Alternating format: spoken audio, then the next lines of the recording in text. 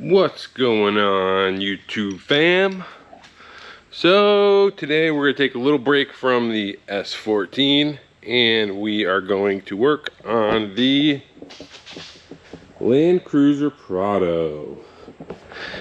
It's finally time to do the water pump and timing belt. The water pump has been seeping for a while and it seems like it's dripping a little more, so I'm trying to just get it done with.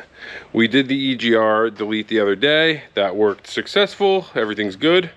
However, the HKS gauge install did not. It's mounted awesome. It's in a great spot. It looks awesome, but the probe itself is bad. Not a big deal, super cheap part. So I have a new probe on order.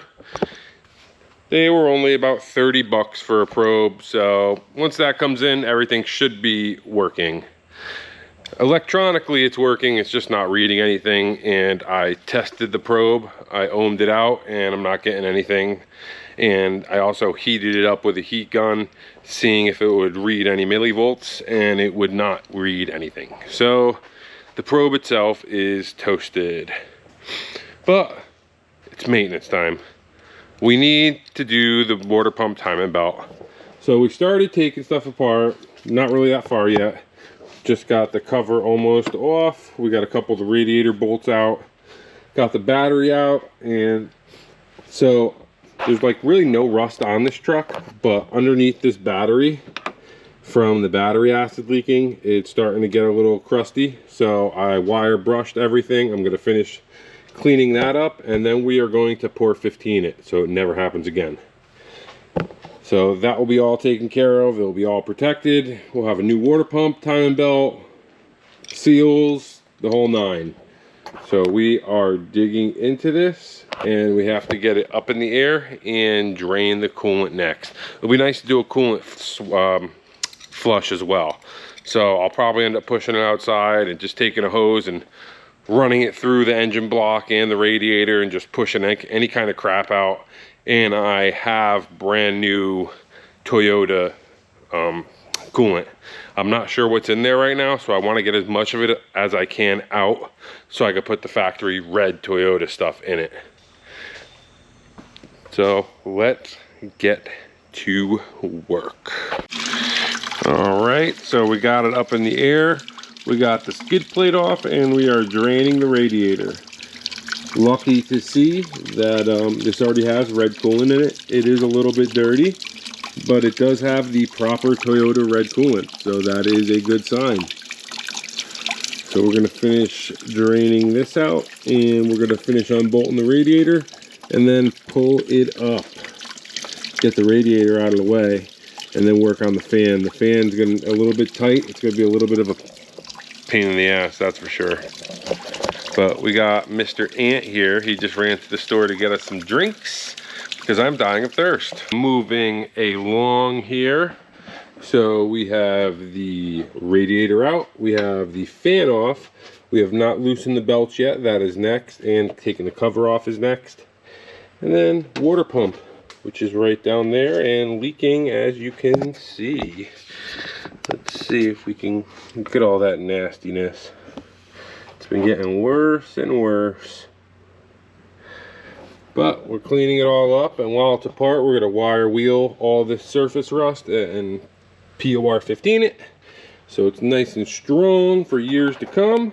Yeah, this truck will be good to go.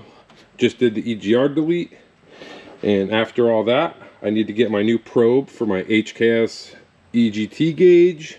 Then we can start playing with it a little bit. We're going to do a downpipe setup, which helps tremendously on these.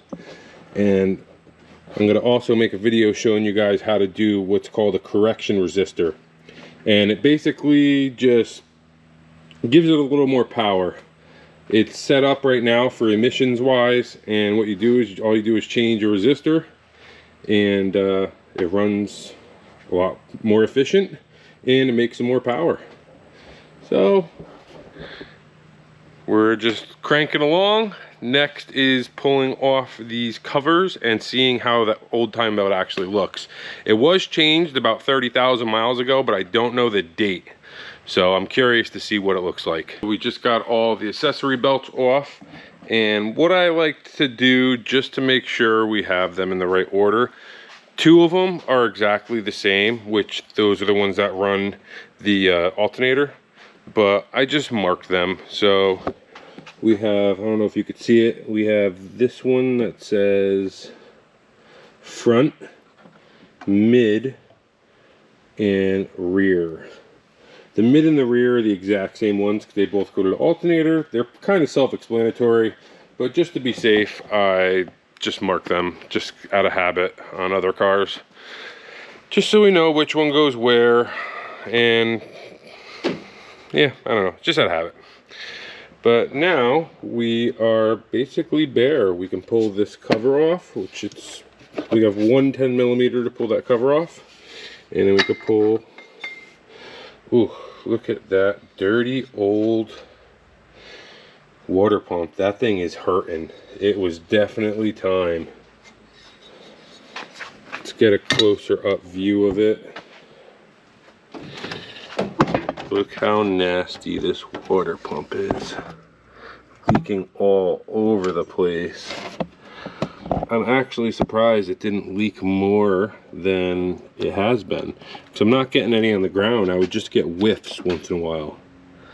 But you could see it is coming out of the weep hole and dripping all over the place. So once we get the water pump off, we're gonna really clean up everything. Make sure it mats up nice. I got a new gasket, obviously a new water pump, and we have all new hardware for the timing belt, all OEM Toyota stuff. So let's pull this cover off, see what we got to work with. So checking the timing marks on this motor is actually pretty simple. So what do you have on the top cam gear? You can see that notch there matches up with that. And then down here on the injection pump, you also have a notch right there, and that matches up with the notch in the injection pump. So this is set at top dead right now, and nice and tight, but this is coming off. So what you do is you crank it over clockwise until you get your timing mark set. We are going to pull all that off now. And you can tell that this timing belt was done. It still has all the markings and everything on it. You can see this has the line right here that doesn't look like they set the timing belt. It could have just, after a couple rotations, not been lined up anymore either, but all that matters is the actual timing marks are lined up. So now we are going to pull this water pump off and start cleaning everything, and then we'll pull the timing belt setup itself off. You want to be super careful not to break any of these bolts coming out of the water pump, because then you're in a world of hurt. The timing belt was definitely changed, but this water pump is, willing to bet it's original. I'm willing to bet it still has the Toyota markings on it. We will find out, and we'll look at the date on it when we pull it off. The tensioner is an NTN tensioner, which is a good one, but it's not OEM. And I can't tell what brand the idler is. We will see when we pull that off as well. And there is your toasted water pump.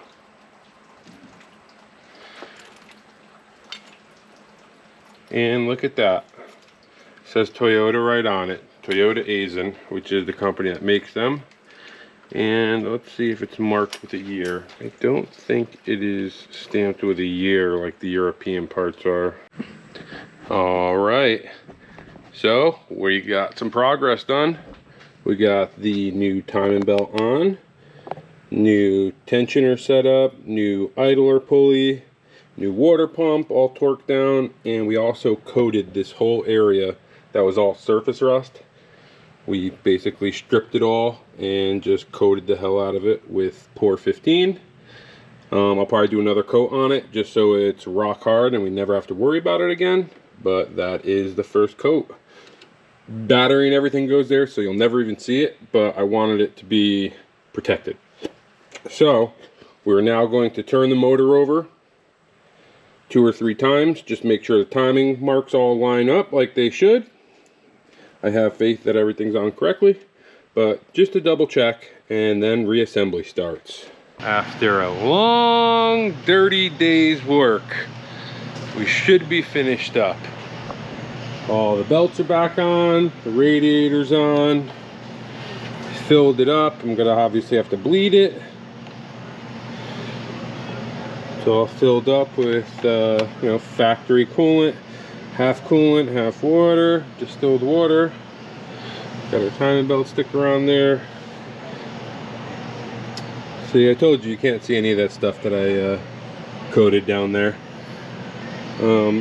Just repainted the battery, pulled down, so that's not on yet, but let's see if it starts. Fingers crossed. Hopefully I don't blow this thing up. Let the glow plug start, and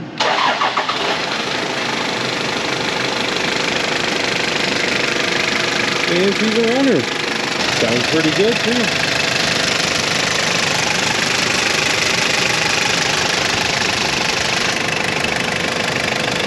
All that noise is just this grate. When you close the hood, it seals up against this, so you don't hear any of that noise. So a couple little tricks that I did to help with cooling, because cooling is the main enemy of these 1KZ engines. You overheat this engine, done. Heads are gonna crack. You can't get ahead in the US, so you're fucked essentially. So I do every little trick I can just to keep it cool. Obviously now it's got a new water pump. I did not buy a new thermostat. I do want to get a low temp thermostat, but there was nothing wrong with this one, and it's in a completely different spot than the water pump. It's kind of like below the turbo in the back. So I didn't change that yet. As long as it works for now, it could hold off until I get a low temp. But when I put the shroud back on, so I obviously have the clutch fan, and we're gonna stay with that setup because it pushes a good amount of air. There is a couple mods you can do, changing the viscous oil inside the fan, but this one feels real strong, so there's really no point to do it. But what I did do is, you see this is real thin foam tape. And I basically sealed the shroud, so no air can go out those little cracks. It helps a little bit. It's not gonna help tremendously, but the more sealed it is, the better it's gonna pull air through it. So just little things to help cooling. So now we're just gonna bleed the system and we should be good to go. Only thing I have to do now is put the skid plate back on the bottom, and that's it. Mission success, I guess. So we are all done with the water pump on the Prado. Everything worked out, new timing belt, new water pump. And while we were in there, I didn't film it, but we put new motor mounts and trans mount in as well. So everything is kosher on here. Everything's running good. It runs even smoother now. We've got a plane overhead. Everything is running really good on it. The EGR delete made it run a bit cooler. We got EGT HKS gauge set up. We started hooking up the matching HKS boost gauge and coolant gauge setups, but we are not finished yet. So you can see I have the HKS sensor right there, and it is plumbed into the vacuum line. I did not finish the wiring. It is just tucked under the dash right now. Tomorrow is another day, but that's gonna be it for this video, because we did a lot of work. So Prado is top notch these days. So you guys know the deal. Like, comment, and subscribe. Show me some love. Hit that sub button, and I will catch you guys on the next one. Peace.